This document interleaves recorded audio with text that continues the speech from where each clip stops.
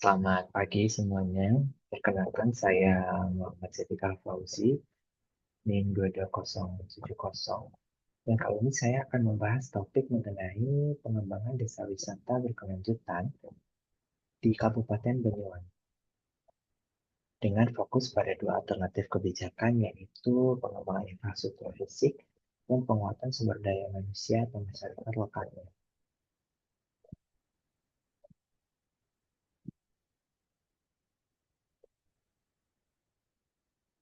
Sektor pariwisata di Indonesia, seperti yang kita tahu, merupakan salah satu prioritas pembangunan nasional yang berperan penting dalam mendorong pertumbuhan ekonomi dan membuka lapangan pekerjaan. Tapi di sisi lain, pariwisata juga dituntut untuk tetap berkelanjutan. Artinya, tidak hanya mengejar jumlah wisatawan dan keuntungan saja, tetapi juga untuk memastikan keseimbangan antara ekonomi, sosial, dan lingkungan. Pandemi COVID-19 beberapa waktu lalu sempat membuat sektor pariwisata di Indonesia turun drastis. Sebelumnya wisatawan domestik dan mancanegara yang diperkirakan mencapai 45% pada tahun 2020 tentunya sangat membawa kerugian besar. Namun, Banyuwangi berhasil bangkit dan dikenal sebagai daerah yang sukses mengembangkan community-based tourism atau pariwisata berbasis masyarakat. Salah satu contohnya adalah Desa Wisata Taman Sari yang baru-baru ini mendapatkan sertifikasi Desa Wisata Berkelanjutan 2025 dari Kementerian Pariwisata dan Ekonomi Kreatif. Kabupaten ini juga dikenal dengan kekayaan budaya musik, tradisi seperti sebelang dan gandrung, serta berbagai festival tahunan seperti Banyuwangi Festival yang menjadikannya salah satu kota festival terbaik di Indonesia. Nah, dalam RPJMD Banyuwangi periode 2021 sampai 2026 ada 9 prioritas pengembangan utama. Dan yang paling relevan dalam topik kita pada kali ini yaitu mengenai sektor pariwisata, yaitu ada pada poin 1 percepatan pemerataan infrastruktur dan pelestarian lingkungan, poin 2 penguatan sektor pertanian, perikanan, UMKM, dan pariwisata, dan serta pemulihan ekonomi pasca pandemi.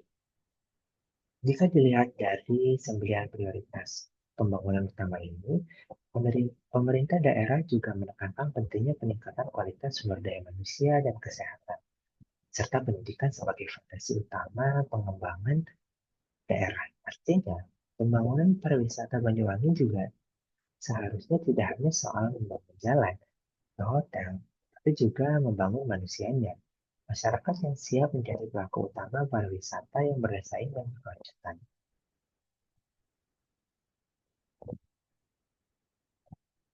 Dari hasil analisis, ada dua alternatif utama dalam pengembangan desa wisata di Banyuwangi ini yang bisa diterapkan. Alternatif pertama yaitu pengembangan infrastruktur fisik. Dan alternatif kedua adalah penguatan kapasitas masyarakat lokal. Alternatif yang pertama berfokus pada pembangunan dan perbaikan akses jalan, moda transportasi, peningkatan fasilitas seperti bandara, stasiun, dermaga, terminal, dan lain sebagainya, serta fasilitas pendukung seperti hotel, hospitality, ruang publik, dan sanitasi yang tujuannya untuk meningkatkan kenyamanan wisatawan dan mempercepat pertumbuhan jumlah pengunjung serta pendapatan daerah. Sementara itu, alternatif kedua lebih menekankan pada peningkatan kapasitas masyarakat melalui pelatihan manajemen wisata, pemandu wisata, pemasaran digital, serta penguatan lembaga desa seperti Pak Darwis. Pendekatan ini menempatkan masyarakat sebagai pelaku utama yang menjaga keberlanjutan budaya dan kualitas layanan pariwisata. Baik, selanjutnya kita masuk ke pembahasan alternatif pertama, yaitu pengembangan infrastruktur.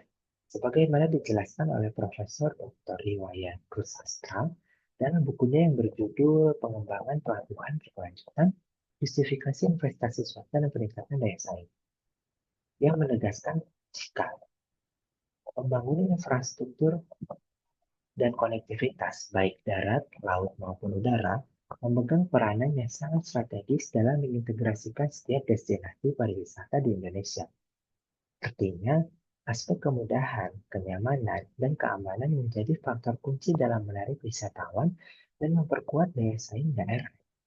Nah, sebagai ilustrasi kita lihat contoh nyata yang dilakukan oleh Kementerian Perhubungan Republik Indonesia dalam mendukung 5 destinasi pariwisata super prioritas.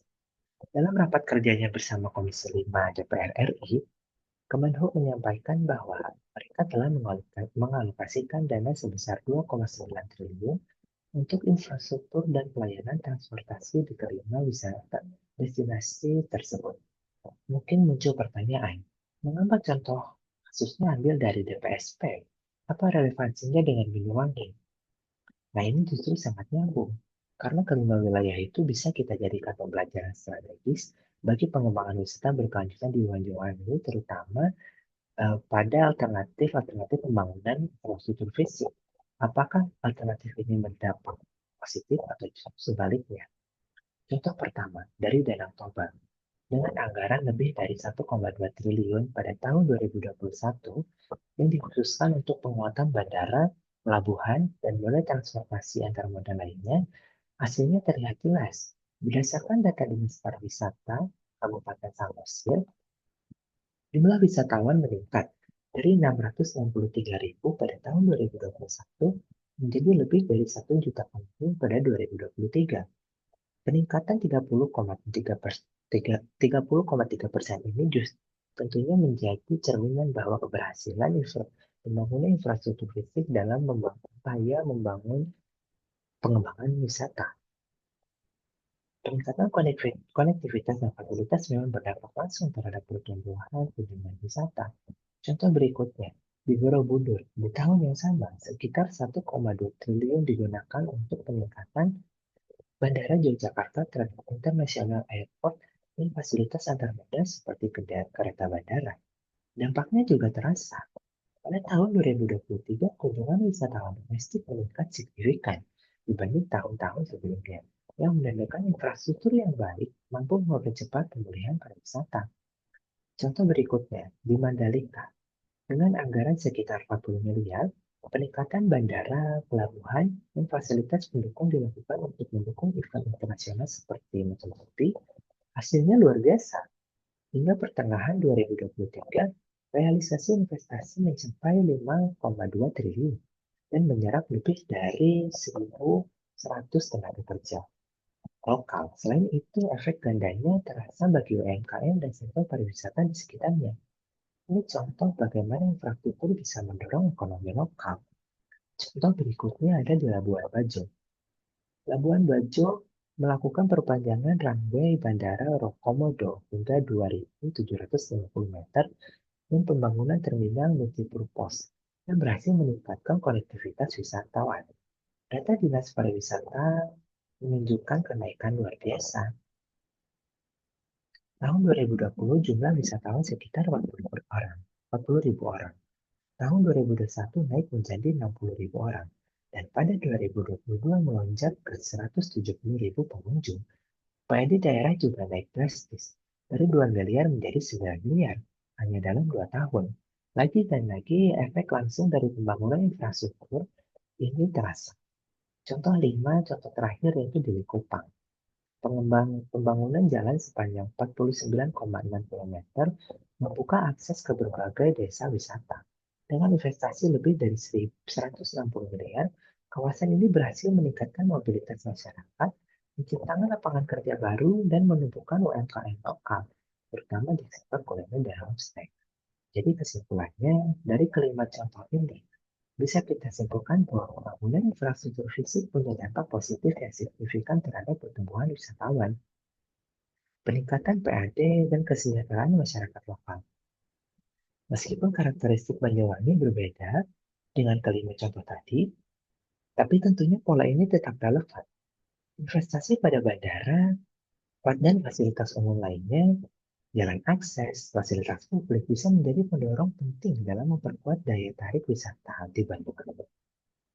Sekarang kalau kita lihat ke Banyuwangi sendiri, menurut laporan keuangan pemerintah daerah LKPD tahun 2024, Dinas Kebudayaan dan Pariwisata memiliki pagu anggaran 16,36 miliar dengan realisasi sebesar 83,41%.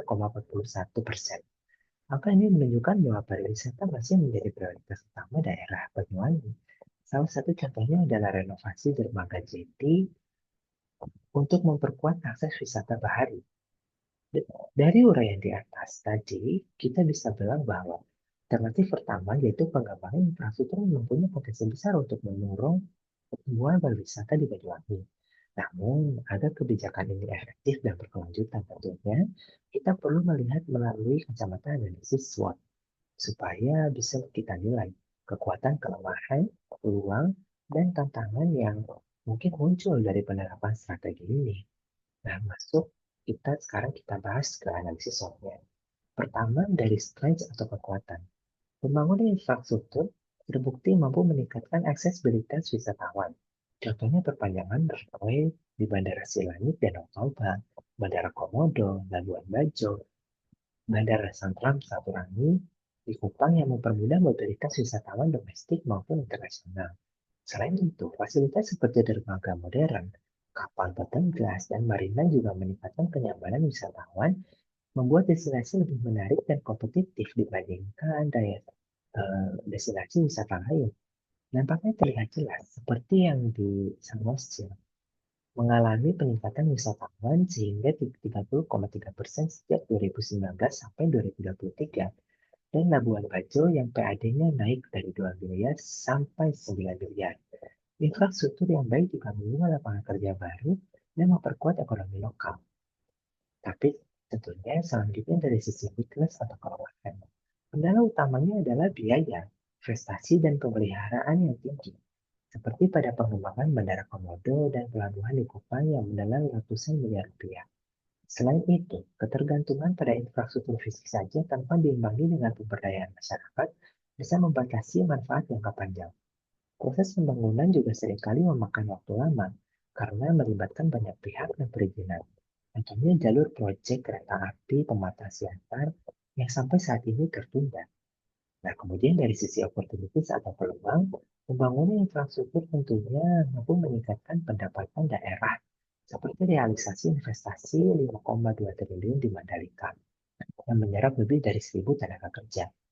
Infrastruktur juga membuka peluang diversifikasi produk wisata baru, seperti wisata bahari, dan lain sebagainya, serta memperkuat daya saing destinasi nasional. Selain itu, dengan fasilitas yang memadai, destinasi lebih siap menerapkan konsep pariwisata berkelanjutan. Terakhir dari sisi threat atau ancaman. Resiko lingkungan menjadi tantangan besar jika pembangunan tidak dikelola dengan baik. Pembangunan besar-besaran bisa merusak ekosistem laut, darat, dan laut, seperti di Labuan Bajo atau Mandalika tentunya. Potensi ketimpangan ekonomi juga bisa muncul jika keuntungan lebih banyak dirasakan investor daripada masyarakat lokal.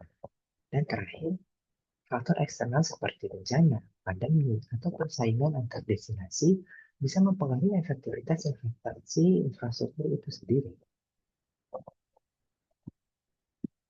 Lalu yang berikutnya, alternatif kedua.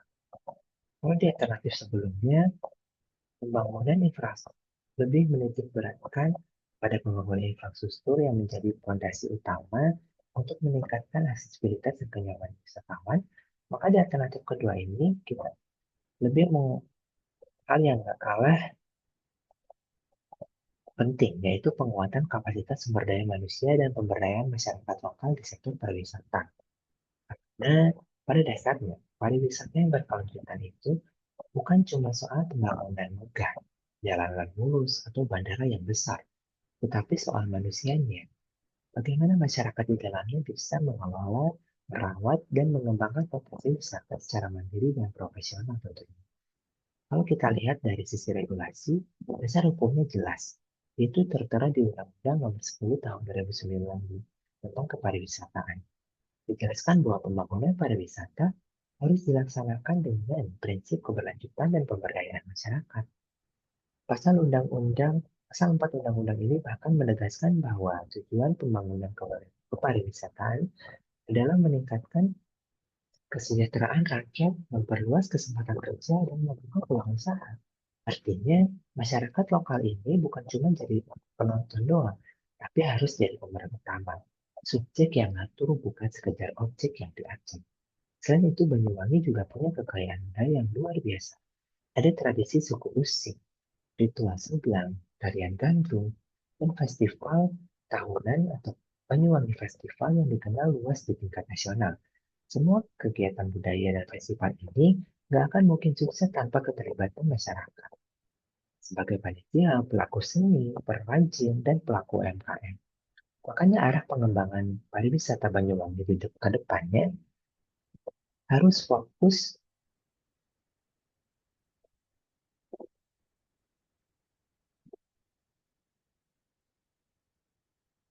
pada pelibatan masyarakat sejak tahap perencanaan, pengelolaan, sampai promosi. Dengan begitu, manfaat ekonomi dan sosialnya bisa dirasakan secara lebih merata, sejalan dengan amanat Undang-Undang Nomor 10 Tahun 2009 tadi. Dari sisi data ini juga didukung oleh peningkatan Indeks Pembangunan Manusia. IPM Banyuwangi berdasarkan data BPS Kabupaten Banyuwangi tahun 2025, IPM Banyuwangi mencapai 74,30 poin pada tahun 2024, naik sekitar 2,25 poin dari tahun sebelumnya.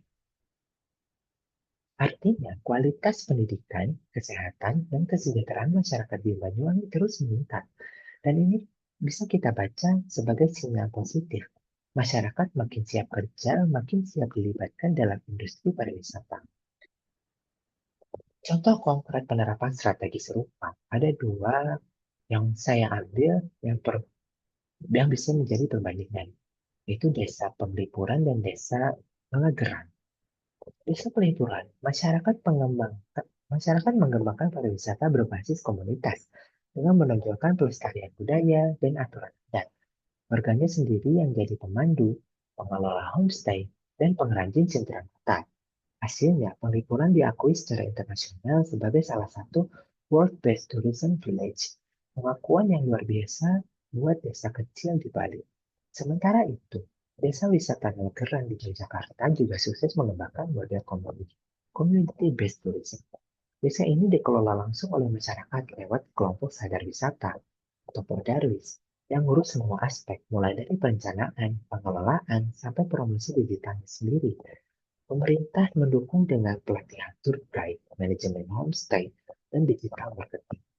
Dan hasilnya, berdasarkan laporan UNDP dan Kementerian Pariwisata tahun 2018, pendapatan masyarakat Ngelanggeran naik 30-40% sejak program CBT berjalan. Lebih dari 80 homestay dikelola secara mandiri dan sekitar 60% keuntungan desa dikembalikan untuk kegiatan sosial. Jadi efeknya bukan cuma ekonomi, tapi juga sosial dan ekologis. Ini contoh sustainable tourism yang sesungguhnya. Jadi kalau disimpulkan, alternatif kedua ini menempatkan manusia sebagai pusat dari pembangunan pariwisata. Karena tanpa sumber daya manusia yang kuat, semua infrastruktur yang kita bangun tidak akan berjalan maksimal tentunya.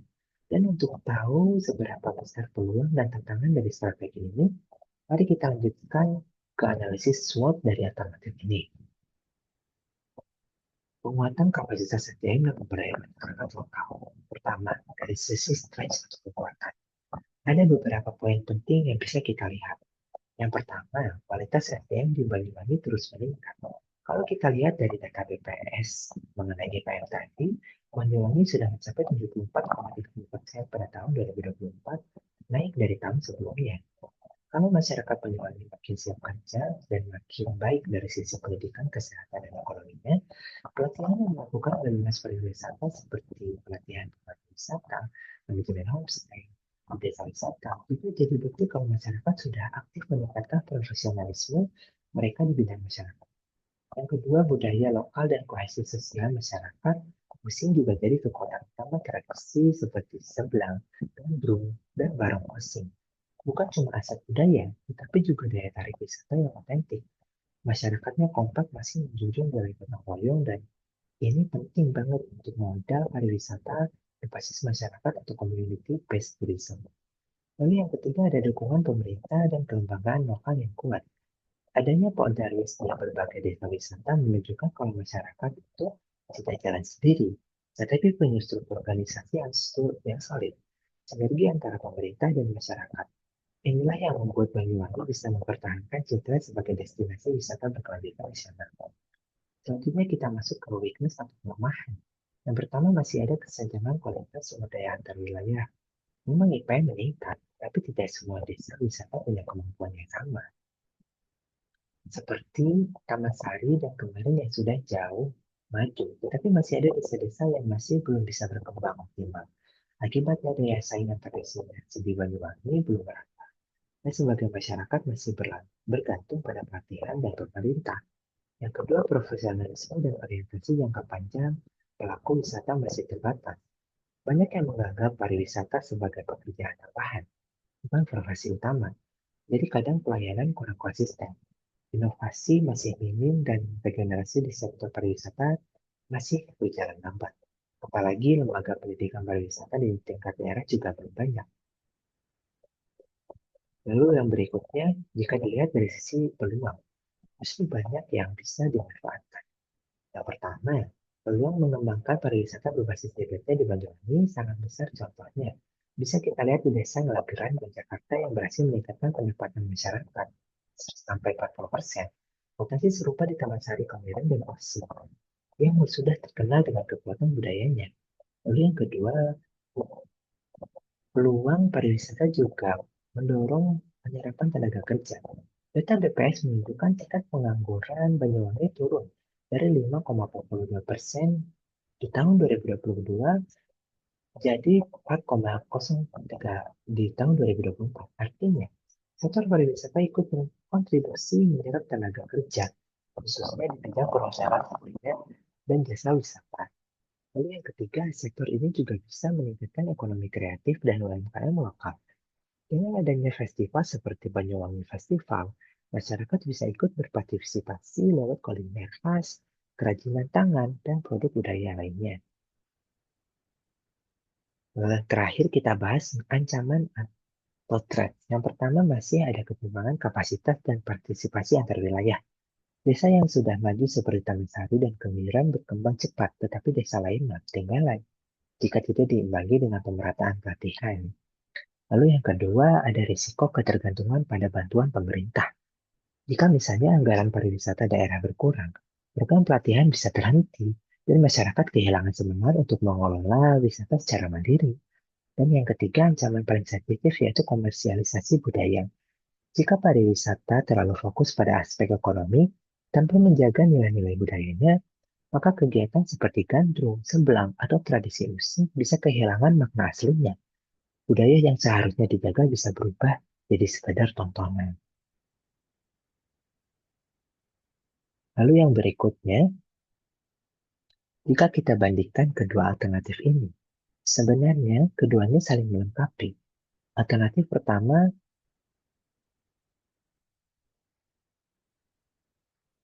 fokus pada penguatan infrastruktur fisik. Hasilnya, akses wisata makin mudah, fasilitas makin baik, dan investor tertarik untuk masuk. Tetapi kelemahannya butuh biaya besar, dan dampaknya ke masyarakat itu tidak terasa secara langsung. Sementara alternatif kedua lebih menekankan pada penguatan sumber daya manusia dan pemberdayaan masyarakat lokal. Keuntungannya, program ini lebih berkelanjutan dan manfaat ekonominya langsung dirasakan oleh warga. Walaupun tantangannya ada di pemerintah, pemerataan dan kapasitas dan konsistensi program. Jadi bisa dibilang, infrastruktur membangun fondasi, dan sumber daya manusia lah yang menjaga agar pariwisata di Banyuwangi tetap hidup dan berkelanjutan. Lalu yang berikutnya, jika boleh memilih, sebenarnya kedua alternatif ini idealnya dijalankan bersamaan menurut saya, karena saling mendukung. Infrastruktur memperkuat akses dan kenyamanan, sedangkan sumber daya manusia menjaga keberlanjutan dan kualitas layanan. Tetapi kalau harus memilih satu, saya akan pilih alternatif kedua, yaitu penguatan sumber daya manusia dan pemberdayaan masyarakat lokal. Alasannya, pendekatan ini lebih sejalan dengan prinsip pariwisata berkelanjutan. Efisiensi secara fiskal, punya banyak bukti keberhasilan seperti di Taman Sari, Ngagelaran, dan selaras dengan kebijakan nasional dan program UN Tourism Best Village. Jadi dampaknya bisa lebih merata dan tahan lama bagi Banyuwangi. Lalu selanjutnya, berdasarkan hasil analisis perbandingan sebelumnya, strategi implementasi yang paling relevan untuk mendukung alternatif kedua yaitu yang pertama, penguatan kapasitas masyarakat lokal dapat difokuskan pada 5 langkah utama. Yang pertama, peningkatan kompetensi dan literasi pariwisata.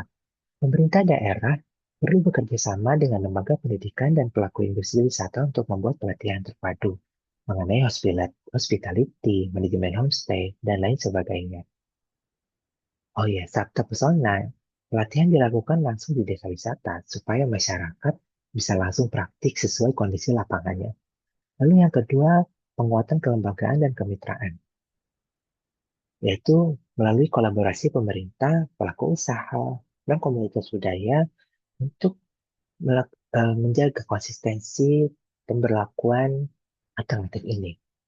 Lalu yang ketiga, pemberdayaan ekonomi kreatif dan UMKM lokal melalui festival, pameran, dan promosi produk khas. Pelaku UMKM bisa naik kelas, pemerintah bisa bantu lewat pendampingan bisnis, dan akses ke pasar digital agar masyarakat lokal benar-benar merasakan manfaat ekonomi pariwisata. Lalu yang keempat, pelestarian nilai budaya dan identitas lokal. Setiap kegiatan wisata sebaiknya berbasis pada tradisi dan nilai masyarakat usik. Jadi selain memperkuat ekonomi, pariwisata Banyuwangi juga tetap menjaga karakter budayanya. Program edukasi lintas generasi penting untuk memastikan nilai-nilai itu tetap hidup. Dan yang terakhir, melakukan monitoring serta evaluasi berkelanjutan. Dinas pariwisata bersama lembaga terkait perlu melakukan evaluasi rutin terhadap dampak sosial dan ekonomi dari program yang dijalankan. Tujuannya agar semua inisiatif tetap relevan, bermanfaat, dan bisa menyesuaikan tren terkini pariwisata nasional maupun global. Nah, sebagai penutup, dapat kita simpulkan bahwa pengembangan sektor pariwisata di Banyuwangi tidak hanya bergantung pada seberapa megah infrastrukturnya saja, tetapi juga pada seberapa kuat kapasitas manusianya. Infrastruktur yang baik akan membuka akses, tetapi masyarakat yang berdaya lah yang akan menjaga keberlanjutannya. Melalui strategi penguatan sumber daya manusia dan pemberdayaan masyarakat lokal, kita tidak hanya membangun destinasi wisata yang menarik, tetapi juga menciptakan kesejahteraan yang berkelanjutan bagi seluruh lapisan masyarakat. Dengan kolaborasi antara pemerintah, pelaku usaha, dan masyarakat, Banyuwangi bisa terus menjadi contoh nyata daerah wisata yang maju, mandiri, berbudaya. Terima kasih.